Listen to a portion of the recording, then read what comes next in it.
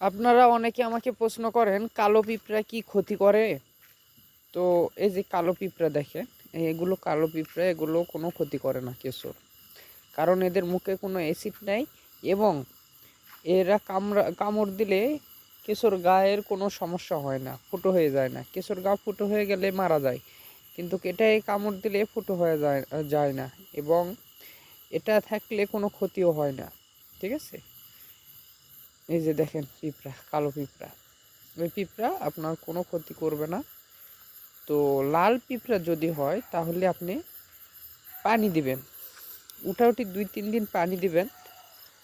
এমনভাবে দিবেন না যেন ডুবে না যায়, এই পর্যায়ে দিবেন যেন স্যাঁতস্যাঁতে থাকে, তাহলে পিঁপড়া আর থাকতে পারবে না, কারণ স্যাঁতস্যাঁতে জায়গাতে পিঁপড়া থাকতে পারে না।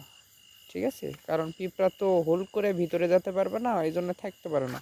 সেই জায়গা ডিম চাপা পড়ে যাবে, পড়াতে ডিমগুলো নষ্ট হয়ে যাবে এবং পিঁপড়াগুলো সেখান থেকে সরে যাবে।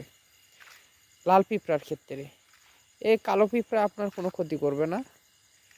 তো যদি কেঁচো লাগে তাহলে কল দিতে পারেন, ডিসপ্লের উপর যে নম্বরটা দেখতেছেন এই নম্বরে ফোন দিলে আমার সাথে কথা বলতে পারবেন এবং যে কোনো ধরনের পরামর্শ নিতে পারবেন।